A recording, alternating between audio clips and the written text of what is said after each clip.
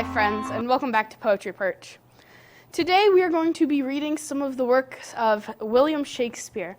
I feel like he doesn't even need an introduction here. Everyone knows who Shakespeare is. Everyone knows who Shakespeare is. We're all familiar with Hamlet, we're familiar with Romeo and Juliet, we're familiar with Macbeth, but I feel like as much appreciation as we give Shakespeare as a playwright, we often don't talk about how much of a poet he was. And he was a poet. Oh, absolutely. We will be reading quite a few of the sonnets today, which are probably his most famous poetry work that he's done. A fun fact about the sonnets is they were actually never meant to be published. They were originally purely private letters that Shakespeare, they were kept in his apartment. And they were only discovered after his death. Of course. To this day, we still don't know to who the sonnets were addressed to. There's some great symbolism in the sonnets that we're going to talk about in a bit. But there's a lot of mystery surrounding these poems, and I'm hoping that we can capture a lot of that today. Yes. I feel like as you read these, you can definitely tell, like, this is one person. These are all to one person. And just how nice is that, It's absolutely touching. Like, it really is. I'd love to get 150 sonnets from someone who loves me, Would you like to start us off today? Actually, yes, I would. All right, let's hear it then. We're going to be looking at Sonnet 98 to start with. Okay. From you have I been absent in the spring, when proud-pied April, dressed in all his trim, hath put a spirit of youth in everything. That heavy Saturn laughed and leaped with him. Yet nor lays of birds, nor the sweet smell of different flowers in odor and in hue, could make me any summer's story tell, or from their proud lap pluck them where they grew. Nor did I wonder at the lilies white, nor praise the deep vermilion in the rose. They were but sweet, but figures of delight, drawn after you, you pattern of all those. Yet seemed it winter still, and you away, as with your shadow I with these did play. That was beautiful. Thank you. I didn't write it, but thank you. You did a great job. It's... You can just see how much care was really put into all of these.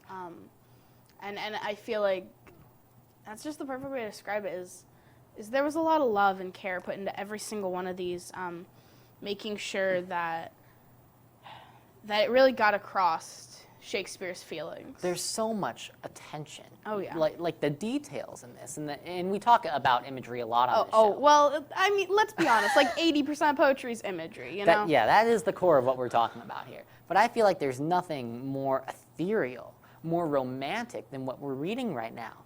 The heavy Saturn laughed and leaped with him, nor praised the deep vermilion in the rose. We see these beautiful figures of nature, and we should say, this is back in the 16th century. Right. This is preceding the Romantic period of literature by a long shot, and yet we're seeing this strong association between nature and human emotions of love, of purity, and that's powerful. One thing I should say about the sonnets as well, we should have covered this in the beginning, but there is a very hard structure to the sonnets. Yes.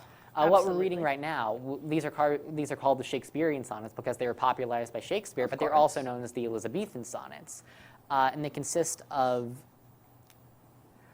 And they're 14 lines. They consist of 3 quatrains, which is 3 4-line stanzas, and then a couplet. So it's a very rigid structure for these, a very rigid rhyme scheme. And I feel like working within those limits, we're going to see how Shakespeare can really evolve the medium. This is why they're called the Shakespearean sonnets, because he defined this whole subsect of poetry. Now, Dina, do you have another one that you'd like to share? I do. I actually have Sonnet 15, When I Consider Everything Grows. Beautiful. When I consider everything that grows, holds in perfection but a little moment, and that this huge stand presenteth not but shows, whereon the stars in secret influence comment, when I perceive that men as plant increase, cheered and checked by the same self-sky, vaunt in their youthful slap at height decree, and wear their brave slate out of memory. Then, the conceit of inconsistent stay sets you most rich in youth before my sight, where wasteful time debateth with decay, and to change your day of youth to sullied night, and it all in war with time for love of you.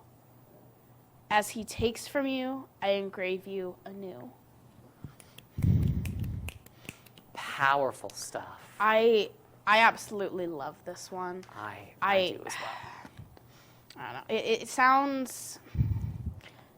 He constantly brings up youth and the age here, and that just makes me think of like a childhood crush who you're seeing again years later.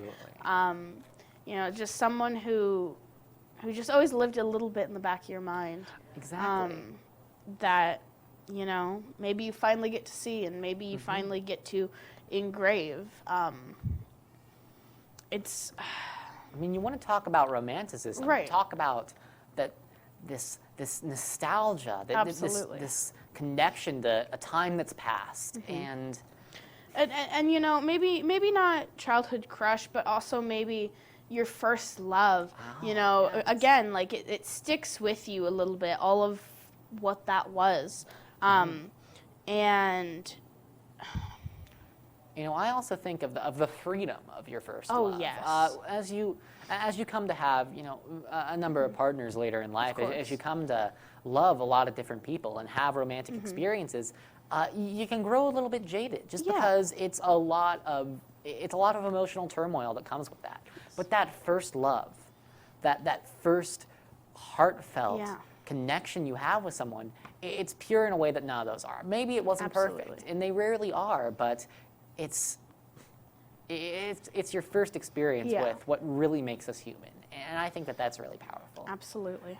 It's funny, we never usually talk about Shakespeare Right. for, you know, this emotional insightfulness, but the sonnets are a great magnifying The glass. amount of times that I can think of, you know, when we would read Romeo and Juliet and someone would be like, oh, this isn't romantic, but he has the capability.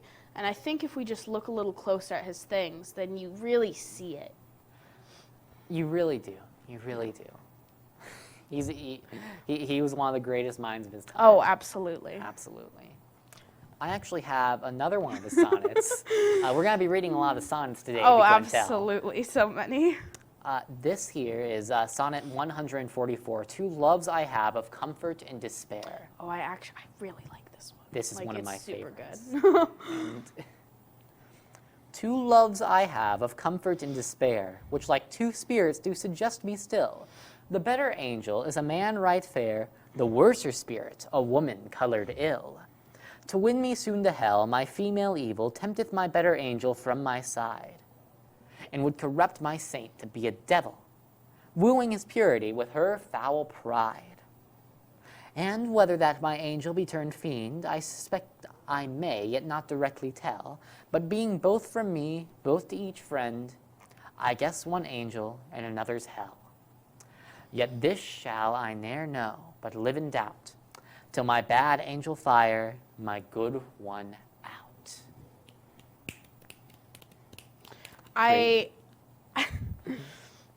like that for as long as you can find media out there, that imagery of an angel on one shoulder and a demon on the other is just always persistent. I love that. It's definitely... It's just a fun little trope, you know? It is a trope, but, you know, it's trite but true. Of course. In fact, in the sonnets, one thing that is important to remember about the sonnets is that it's a continual stream of stories. These characters, this better angel, a man right fair, and the worser spirit, a dark woman colored ill. These are characters that appear over and Absolutely. over in all these sonnets. I think of Sonnet 144 as kind of our lens through which we understand the rest of Shakespeare's work in poetry. I feel that it's, I don't know, it's just an interesting one to me. When when you think of it, it's I'm at a loss for words here. In some ways, I think it's interesting that the woman is the negative force here. Right. I feel like you don't see that super often in a lot of works. I feel like definitely not in the modern day. No. Oh, absolutely. And there's a lot that you could say about how this is reflected in Shakespeare's plays. You see this in say Hamlet, Romeo and Juliet, and there's a larger discussion to be had there about how that reflects ideals and morality in the 16th century. But I like to think of it as very strong symbolism. Right. And as we continue to read these sonnets, I hope that we can unravel what exactly do these figures mean? Who is this man right fair? Who's this woman colored evil? We'll find out. We'll see after this commercial break. This is the story of a boy who didn't talk for a long time. The boy liked things to always be the same. Any changes would scare and upset him. The unknown was an unfriendly place. The boy was very sensitive to lights and sounds. So he built secret hiding places where they couldn't get in. The boy didn't like looking people in the eye. He wasn't trying to be mean, it just made him feel uncomfortable. Sometimes he would flap his arms again and again. One day, I found out I have something called autism. My family got me help. Slowly, I found my voice and learned all the ways I could live with it better. Early intervention can make a lifetime of difference. Learn the signs at autismspeaks.org.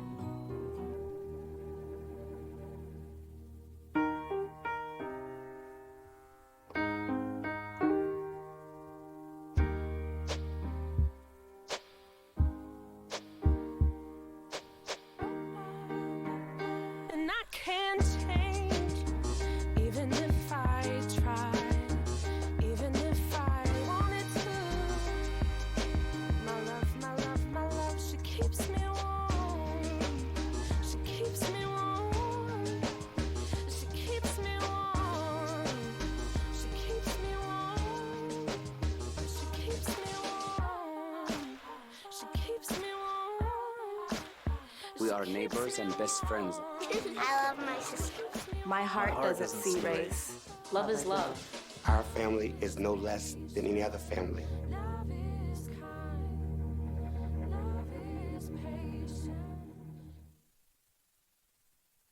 Poetry Perch. Sorry about that. So, we are still reading Shakespeare's sonnets.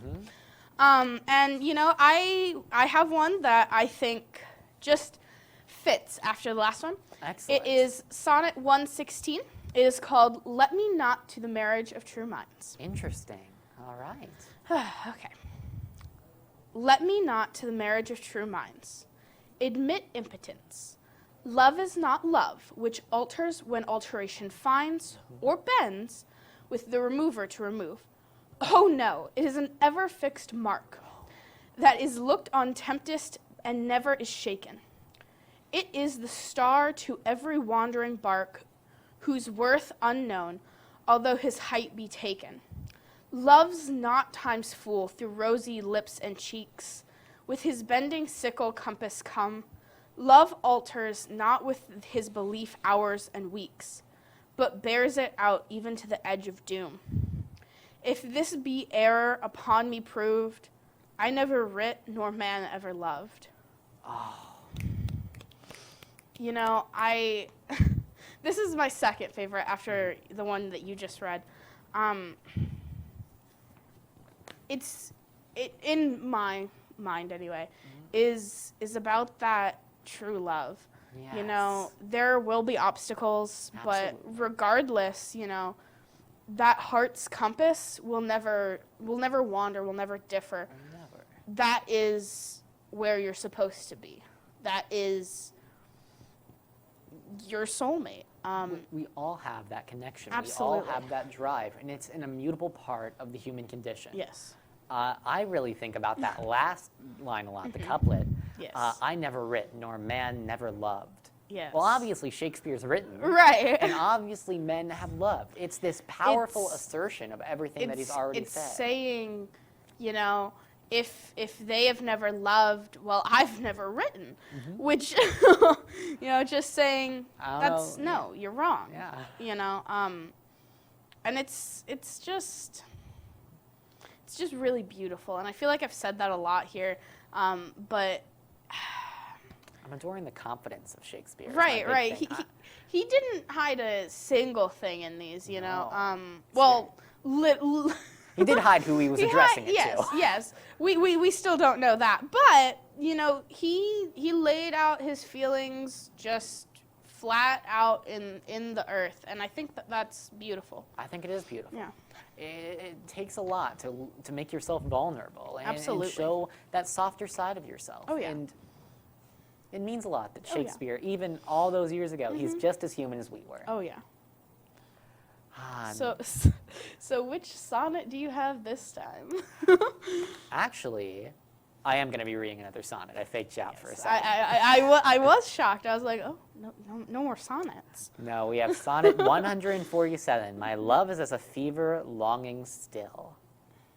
My love is as a fever, longing still for that which longer nurseth the disease, feeding on that which doth preserve the ill, the uncertain sickly appetite to please.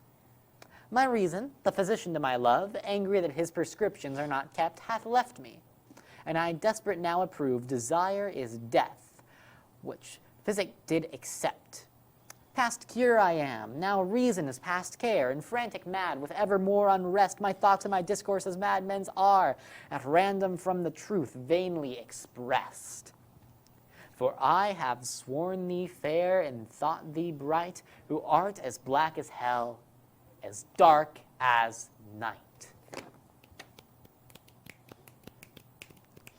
Ah, this one's got power behind it. Oh yeah. I feel like I just keep getting at a loss for words here. It's just, it's so good. It's so good.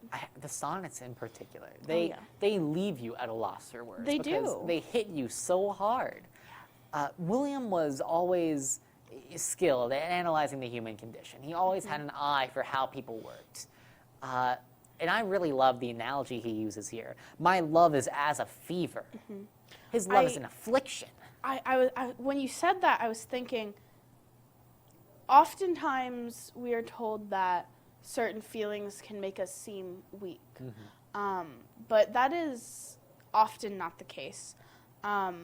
Knowing your feelings is an important part of existing. If you don't understand how you feel, it just isn't worth it, you know? Absolutely not. You need to have a great understanding of who you are before you can open up to somebody else. Absolutely. There's not a great point without that inner self that you need to know. Before you can love someone else with all your heart, you have to love yourself with all your heart. Absolutely. It's powerful. It really It is. It always is. Though I always do wonder, who are these sonnets addressed to? This one in particular. Is it... That's the worst part. We're never going to know. I mean, we could pull out the Ouija board, have a quick seance here on Poetry Perch, but I don't think that's necessarily looked brightly upon. I don't think it's going to help us much.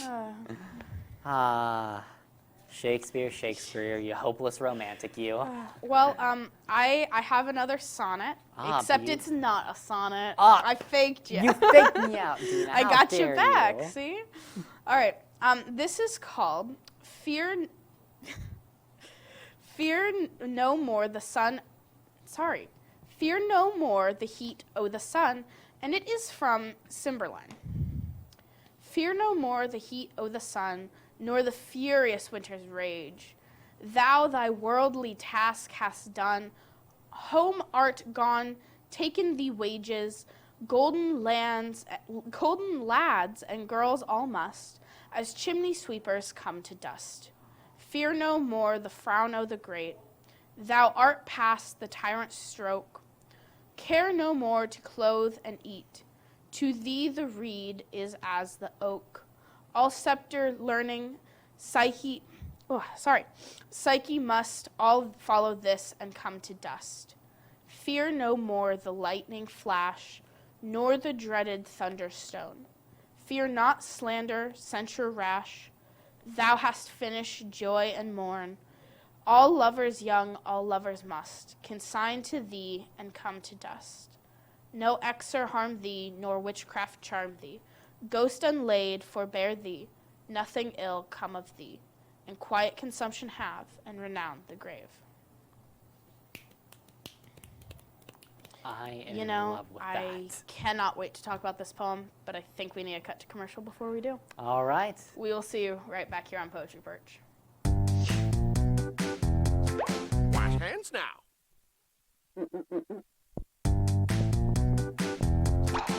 Wash hands now. Wash hands now.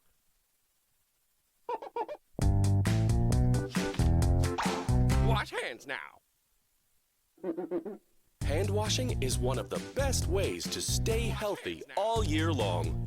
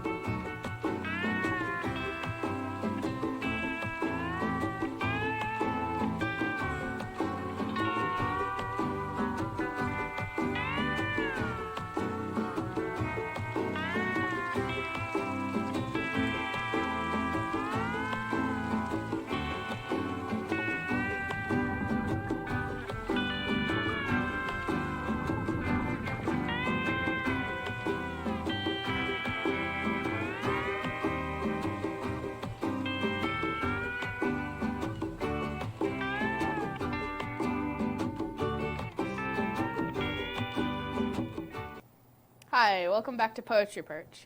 We just finished reading Fear No More, The Heat O' Sun. I'm having such a problem with this title. I don't know what it is. It's okay. Fear No More, The Heat O' the Sun. It's funny you mentioned having trouble with the title, because I guess this should already be pretty obvious to our viewers. We're reading some old poems. Oh, yes. This is not Emily Dickinson. This is not think- Langston Hughes. This is not contemporary language. I think this is the first time I've ever had to say thy, like, ever. That's... It's just not something, not much of this is commonly used phrasing, which makes it a little difficult. But I feel like that also helps kind of put the time period there. Right. And, we do talk about how it's antiquated, but what a lot of people forget about Shakespeare, especially in his plays, is that this was the contemporary language at the time. Yeah. It's not that he was trying to sound flowery for the sake of sounding Of flowery. course. He was actually rather vulgar Oh, in his yeah. plays. No, like, we read it and we're like, oh, this is boring. At the time, it was something else, It was something else. And I still think that it comes through today. You can Oh, yeah. see the emotion today. If you really pay enough attention, you can see it no problems. It almost becomes, like you're translating as you read. It becomes a second language to you. Right. So what are your thoughts on that poem in particular, on the content? I just think it's awful imagery. It's imagery again. I'm trying to think of different words here because I feel like we're just the biggest broken record on earth when it comes to imagery. But it's such a big part of poetry, and he uses it so well. I think of golden lads, golden girls. Right. Of course, they wouldn't be talking about this out in London in the 1600s, but it makes me think of the rustic fields that we have in DeKalb, the great golden wheat and maize, and it brings to mind such a comfortable feeling. Right. This nice hominess. Just, like, it seems like the end of the day, Things are done, people are coming to finish work and then leave. They are they are going to do what they need to do for the rest of the night.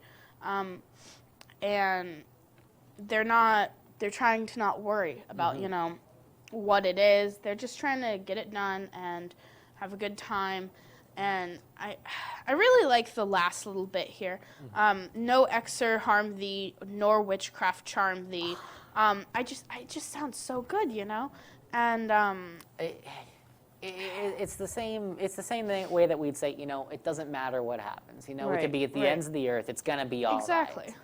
And I'm glad that that's such a timeless message. Right. There are so many things that just have been here forever. We've talked about a few, and we talked about this, you know, the angel, the devil. It all had to start somewhere. You know, you remember it from maybe a show or a movie you watched when you were a kid. That's right.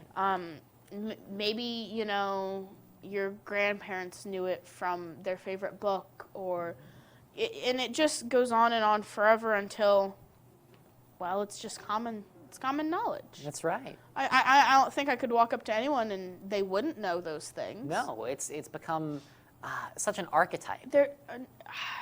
I feel like there's a point where things stop being like part of pop culture and a trope and start being an archetype. And that archetype is just things that you know like the back of your hand. That's right. And I love them, you know. They're really nice too. Wow. Do you think that we have time for one more sonnet before we close out, Dina? If we make it quick, I think we should. All right. To close out tonight, let's hear Sonnet 8, Music to Hear, Why Hearst Thou Music Sadly? Music to hear, why hearst thou music sadly? Sweets with sweets war not, joy delights in joy. Why lovest thou, which thou receives not gladly, or else receives with pleasure thine annoy? If the true concord of well-tuned sounds by unions married do offend thine ear, they do but sweetly chide thee, who confounds in singleness the parts that thou shouldst bear. Mark how one string, sweet husband to another, strikes each and each by mutual ordering, resembling sire and child and happy mother, who all in one pleasing note do sing, whose speechless song, being many, seeming one, sings this to thee: thou single wilt prove none. You know, I really like that. It shows that no matter who you are, no matter what you're doing, people are meant to find people, whether that is a friendship, a relationship, a child you have. Humans are meant to be together. They are. You know, I don't think that there could have been anything more fitting for us to end on, because we've been talking about romantic love almost this whole time. We've been talking about the sonnets, but here we're seeing a different type of love. And maybe the real mystery of the Shakespearean sonnets, it's not who Shakespeare was addressing the sonnets to. Maybe he was addressing it to all of us. Yeah. Maybe his love is a love for the human race. And how beautiful, you know, would that truly be? Thou single wilt prove none. Alone we might not be much, but together as a united people, as sire and child and happy mother, I think that makes all the difference in the world. Absolutely. You know, even small things like this little show, I couldn't imagine doing it without you. You know, you need someone with every adventure you do. Absolutely. Even when it's something that seems small to you. Well, you know, we read a lot of Shakespeare today. That's right. But yeah, that's what we do. We read poems from different people from different eras. Next time we will see you here on Poetry Perch. We have a nice surprise for you, we promise. You're going to love it. I loved sharing all these today. Oh, absolutely. All right, friends, remember, snaps, not claps.